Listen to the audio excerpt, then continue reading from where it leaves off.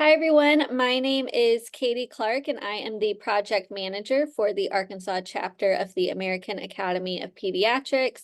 And this is our very first podcast episode for our trauma-informed care grant, where we are talking with experts in Arkansas and throughout the country about trauma-informed care for infants, for children, for adolescents, for pediatricians as well. And so I am super excited to introduce our first guest.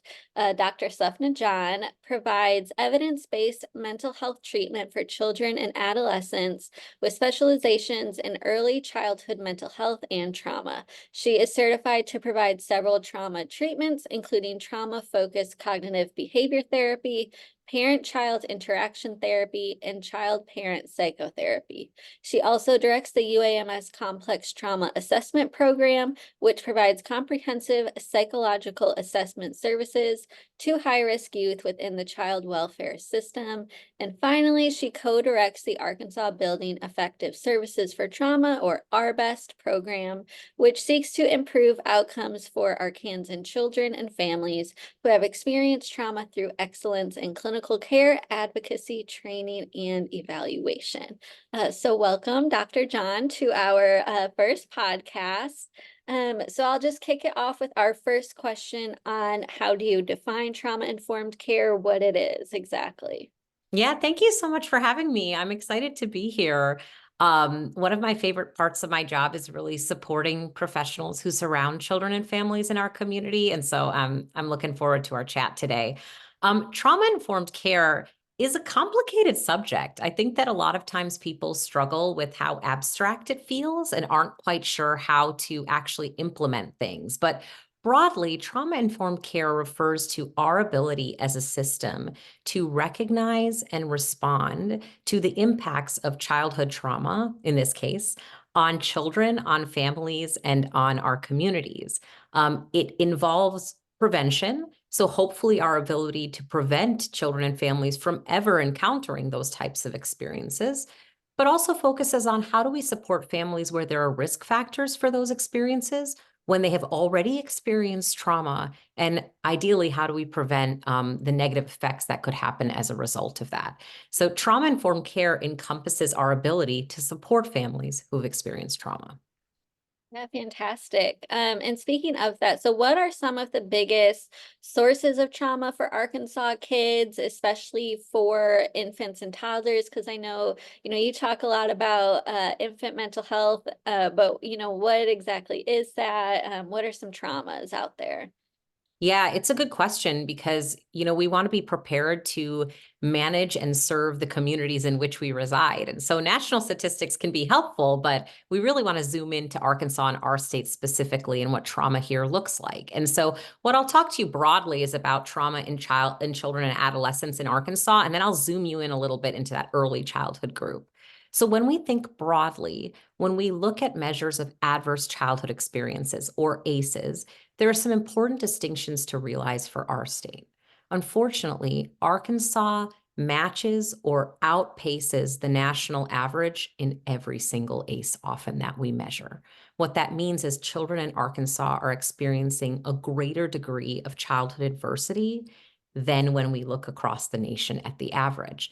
Particularly pronounced for here in Arkansas is children who are dealing with any sort of parental separation, whether that be something like a really straining or difficult divorce, a parent being incarcerated or put into jail, or children being removed from their parents as a result of involvement in the child welfare system, for example.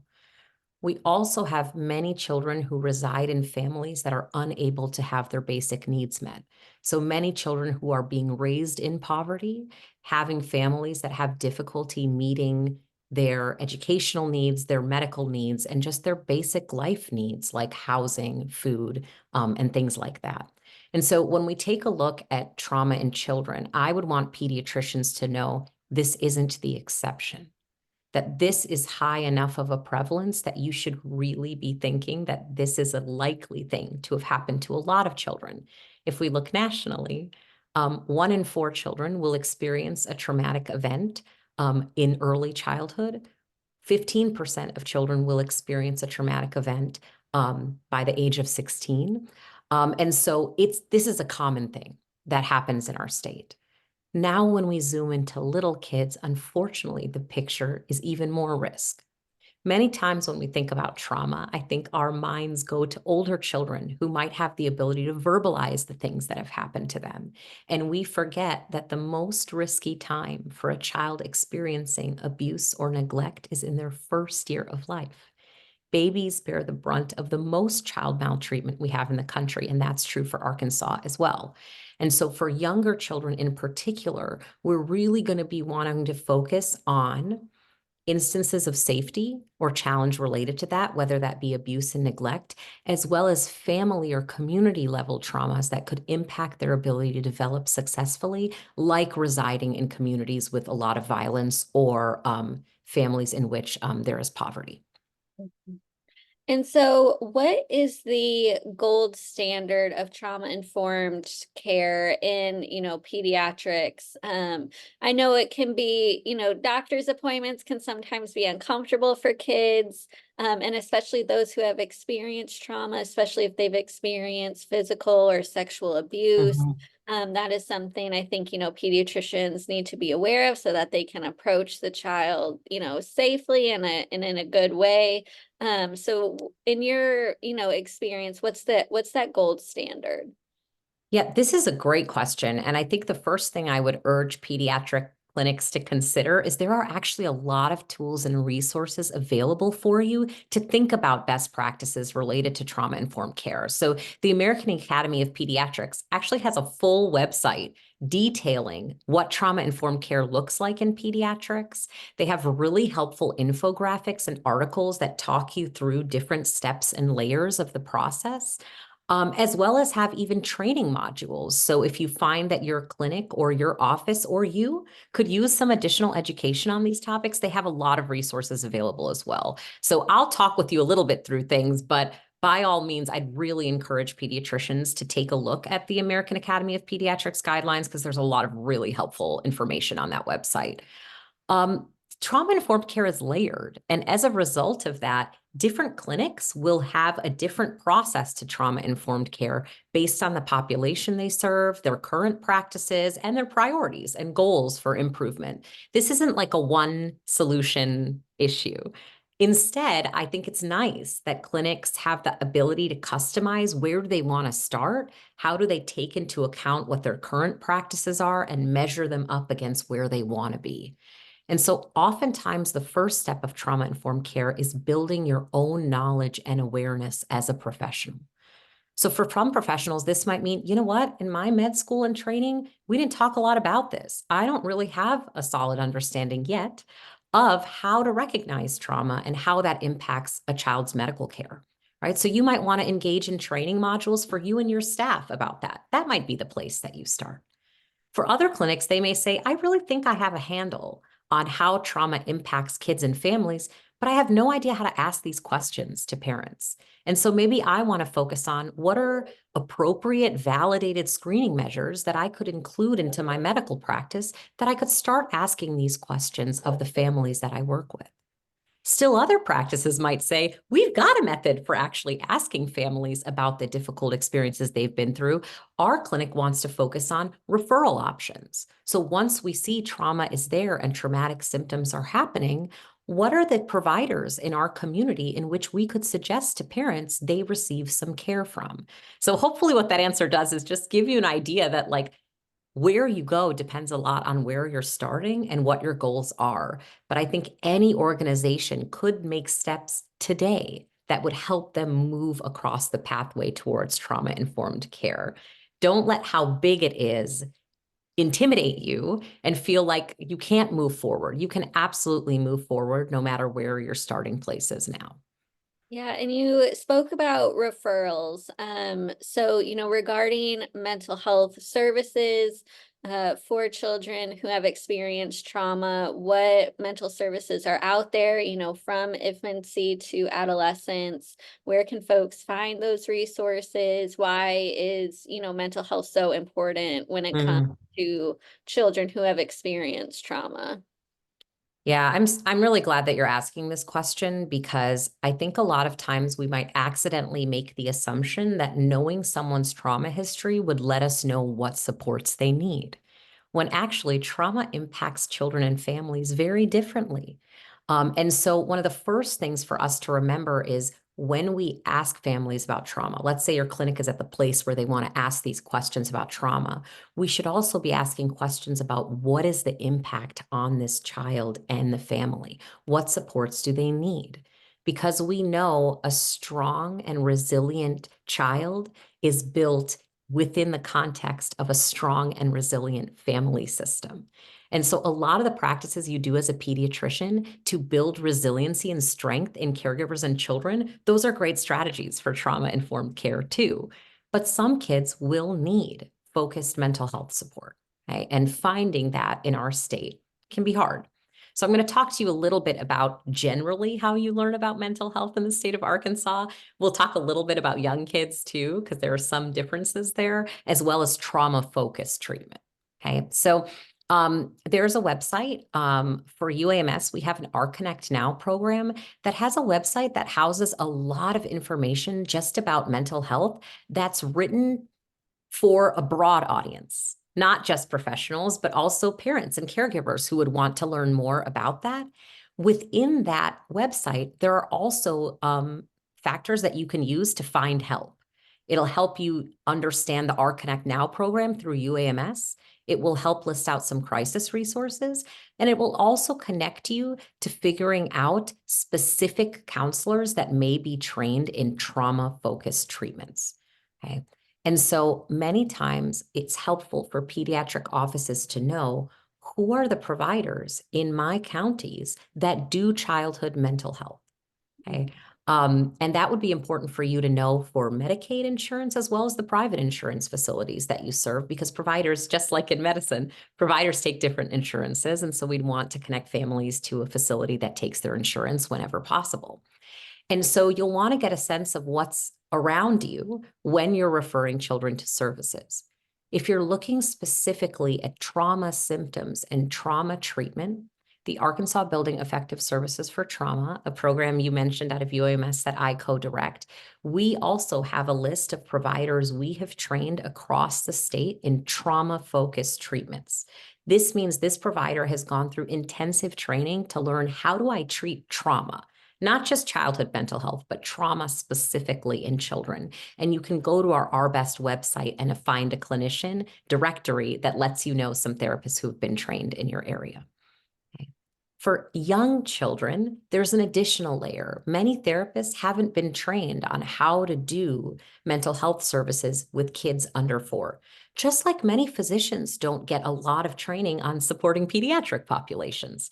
And so what we can do is help the medical providers in our area know who is it under 4 that can be seen by a provider. That's called infant mental health certification in our state.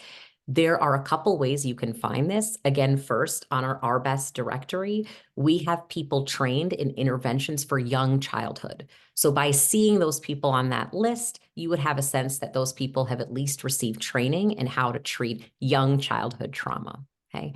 This also is a quick phone call away, perhaps, to your community mental health agency to ask them, do you have anyone on staff that's infant mental health certified? That's the language we would know, where someone has gone through training, education to be able to provide evidence-based services that are reimbursable by Medicaid for children under 4 years of age.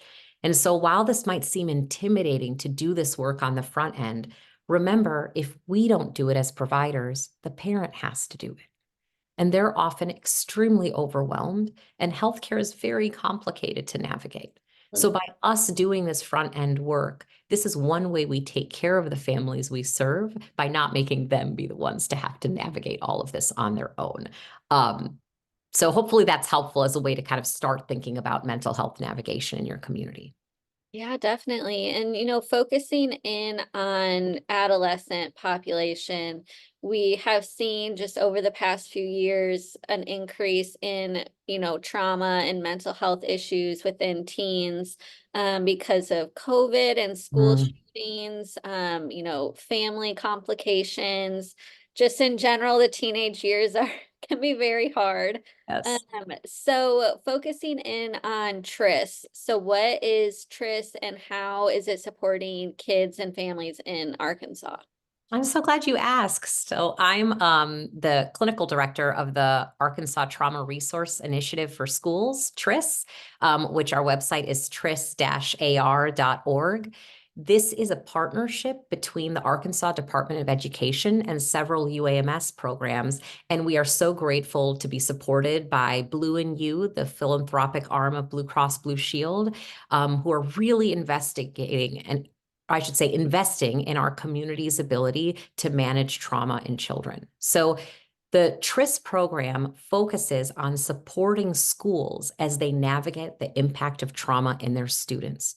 We provide a great deal of free resources and support to any public school in the state that serves K through 12 students. We are also happy to provide that support to private schools as well. And so what TRIS does is a few things. The first thing that we do is we provide free trainings about trauma-informed care, about supporting students, about staff wellness, about trauma-informed communication.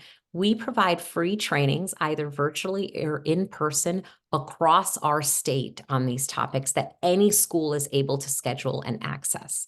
And so it is really nice for schools to be able to build us into your professional development days. Call us in for these topics. We are happy to come to you to provide these free trainings. The second thing that we do is that we reach out to schools proactively with support from the Arkansas Department of Education when we learn there has been a trauma in your community. Let's say we see on the news that your community had a tornado happen. We would proactively reach out to your team and say, how can we help? Whether that be, let's schedule a Zoom call or a phone call where we walk through, how are you going to manage this in the next 48 hours? It could be that we send you sample scripts where you can focus and tweak language on how do you communicate to your parents and families how your school is managing this event. We also can help you connect to well-vetted resources so your staff knows how to support students and how to support themselves.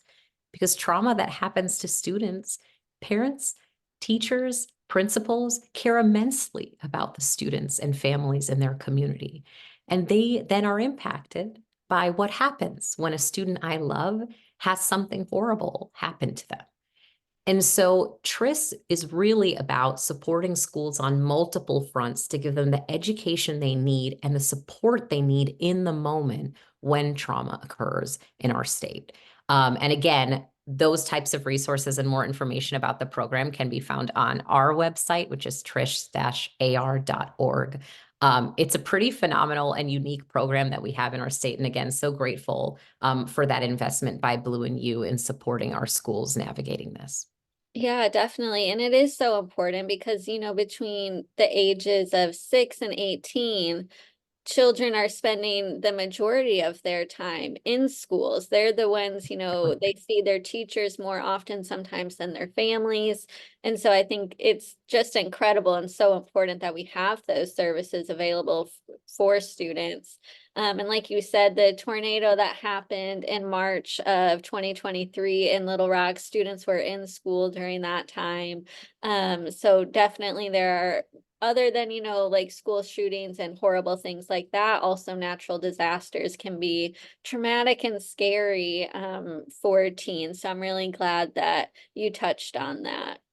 Oh, thank you, Katie. Yeah, I think sometimes we think about certain traumas and not others when we think about supporting students. But one of our more common ways that we support schools and families through the TRIS program is when a death has occurred. So Mhm. many times it's the death of a staff member or the death of a student. And that death could be for a variety of reasons, including illness, including community violence, including suicide. And so many times schools are navigating their own grief as they think about supporting a grieving community of students. don't do it on your own, right? Like there are plenty of resources here to help support you as you are navigating very complicated and hurtful things that have happened to people that you really care about. And so it is our honor and our privilege to be able to support schools. Because like you said, they are often with our kids more than we are. I certainly feel that way as a parent, is my kids' school community is essential in supporting who they are as children and how they are growing. Yeah, definitely. And so how can pediatricians connect with TRIS services or help provide those services in their communities? Yeah. So pediatricians can do a few things. One is just have this information available to parents. So a lot of times parents aren't even aware that there are these resources available in their communities to help support things. So having things like accessing these resources in your waiting room, where a family wouldn't have to ask you and maybe divulge things they feel embarrassed about or unsure about, but that would be readily available for them to get information on. So again, the TRIS program really focuses on school support. So this might also mean that pediatricians, if they learn about difficult things that are happening, may encourage a parent to say, have you talked to the school about this? Like, do the school counselors or your child's teachers know that this has happened? Because what we know is that experiencing trauma can really impact kids at school, not just with their learning and their academic performance, but with the social relationships they have in school and managing their emotions and behaviors in the classroom environment. So sometimes what a pediatrician can do is encourage that cross communication between caregivers and schools. So that way we're supporting kids no matter where they are. We're supporting them at home. We're supporting them in our pediatric offices with their medical care. We're also supporting them at school, where, like you said, they spend the bulk of their waking hours as children. Yeah, and I know that conversation can be really uncomfortable to have, to let people know that, yes, my child has gone through something very difficult, but I think, it's one of those common, I guess, cliches, maybe, like if you don't ask, the answer is going to be no. So if you don't ask Mm, for help, no one's going to be able to mm, provide the help that your child needs. So having that conversation is going to be difficult, but if you do, your child will be able to get those services, like you said, at school, at the doctor's office, at home. So really starting that conversation with families, I think, back to what we were talking about at the beginning, is like really just the first step is, opening that door and letting families know that mm. you can come to me and tell me about the difficult things that your family is facing, and we can, work together to, like you said, bridge those divides and communication to get families the services that they need to build, resiliency. Yeah, I love that idea. And empowering caregivers is such an important and crucial step of trauma-informed care, because the single best predictor of how a child will do after trauma, it's not the age of the child, what type of trauma happened, how severe the trauma was, which is a good thing because we can't control a lot of those things. Instead, the best predictor of how a child does after trauma is, do they have the presence of a supportive caregiver who can help them buffer the impact of trauma? I think American Academy of Pediatrics says this best when they say we should move away from summing the suffering to building the buffering. And Mm. sometimes we focus on, let's just ask about trauma and get symptoms, and we don't focus on how do we build the most important predictors of how children do, and that is the caregiver-child health and relationship. And so I would encourage clinics, build the foundation you need before asking the questions to caregivers. I think sometimes we're so eager to make progress that we move right to, let's start asking every caregiver about this. But what we don't want to do is ask them those questions and then have no idea of how to support them afterwards. And so I encourage you to slow down a bit and make sure you have the knowledge you need as a pediatrician and as a clinical practice, and you have ideas of what your community can do to support parents, because that way, when you open the door to this conversation and people share very vulnerable information with you, you actually know how to help. and what to do about it. Because the last thing we would want is accidentally for us to ask these questions, to parents share this information, and for us not to be supportive in those moments. And so I love this goal of opening the door to this conversation. Just make sure we've done the background work needed. So when we open that door, we have the highest likelihood of being successfully in supporting families. Yeah, definitely. And that's something we found with previous work in food insecurity screenings is that we know a lot of families in Arkansas are struggling with food insecurity. The pediatricians know this, and they don't necessarily screen because, like you said, they don't have the resources. So what is the point in screening if we don't have anything to provide these families? So yeah, starting with educating your staff and then building that sort of referral network for your clinic. So that way, right, when you do ask families and families talk to you about these things, you immediately can, do a warm handoff to a therapist or another organization that can help them out. So I'm really glad you reiterated that point. Yeah, that's an interesting parallel you're drawing. I think that makes a lot of sense to think about other risk areas or other initiatives that you have done. How have that gone in your pediatric office? Because you can probably also learn a lot from things like you're talking about with food or housing insecurity, or whether you really wanted to revamp the way you refer to developmental services like OT, speech, PT, that we should take the lessons we've learned and how things have been implemented. You've probably learned a lot of great things that you could apply to an initiative around trauma-informed care. Yeah, definitely. So to wrap up, are there any final points you want to share? Any, really important things that pediatricians should know about trauma? Maybe any like symptoms they should be aware of?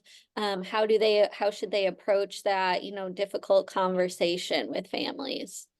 Yeah, I have a few things that kind of bubble to the surface for me. I realize I might have misspoke on this statistic before, so I just want to make sure I'm clear now. In general, 2/3 of people will experience trauma before the age of 16. Mhm. 2/3. Mhm. So if you knew that 2/3 of the kids you served would get something, would suffer some health consequence, this would be a call to action. This wouldn't be a rare thing. This would be something that you would want to spend a lot of time and energy devoted to making sure this is a part of your practice.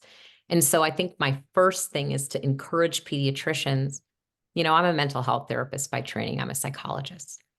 Most kids who need me will never see me. Mhm. They will not be able to navigate healthcare. No one would have helped them to realize they need a therapist. They grew up in communities that didn't really understand the idea about mental health. But pediatricians represent a powerful professional. You might be the only professional that children see in any sort of routine way. The capacity you have to make a difference on this problem is immense. You are the front line provider for many children in our state. And so I really want to encourage you, you can make such a difference here, like such a big difference if this is something you choose to focus on in your pediatric practice. I just want to send like a cheerleading, encouraging, like you can do it and you are so important within this process. Mhm. I think the other thing that I would encourage pediatricians to know is that trauma exposure absolutely impacts medical care as well as mental health care. I think sometimes we focus on things like when you've been through trauma, maybe it's not surprising to us that you have a higher risk of things like anxiety disorders, depressive disorders, post-traumatic stress disorders, or other traumas like that. And as a result, maybe have higher risk for risky behaviors like substance abuse or other kinds of unhelpful coping strategies like self-harm, but also that experiencing trauma impacts kids medically. It makes them more likely to have sleep difficulties, challenges with immune system functioning, challenges as we see into adults who have experienced childhood trauma have greater likelihoods of heart disease, lung disease, metabolic conditions like diabetes. This is a healthcare issue, not just a mental health care issue. And so if you're in your clinic wondering, what do I look for, right? Like, how do I know when a child has experienced trauma, how it might actually help their bodies? There is an acronym that I was reading up on this before we chatted in the pediatric field, because by the way, the American Academy of Pediatrics has put out a really awesome practice guideline on how do you implement trauma-informed care. But they talked about different areas in which kids might be impacted by trauma. And I think the big ones I would want a pediatrician to know are with their emotions or behaviors, right? So we're going to be looking for changes in the way kids feel or manage their emotions, both positive and negative emotions. We'd also be looking at behaviors, things like risk-taking behaviors, aggression, inability to focus, having difficulties at home or at school with peers or in relationships. But also for younger kids in particular, trauma can really interrupt appropriate and healthy development. So you might see things like difficulties or delays in toilet training, difficulties with fine motor skills or speech development. And so as a pediatrician, I'd want you to think broadly about the impact of trauma. It's not just nightmares. Yeah. It's not just memories of trauma. It's, I don't want to go to school anymore, or I can't control my body and I'm hitting a lot more, or I can't sleep, or I'm having delays in my speech development. And so pediatricians are already, I think, really nice at thinking about broadly child health. And I'd encourage you to think about that too when it relates to trauma-informed care. Yeah, I'm so glad you touched on that because I think over the years we've realized how complex trauma is. And like you said, it doesn't just lead to anxiety and depression, but it manifests itself in so many ways.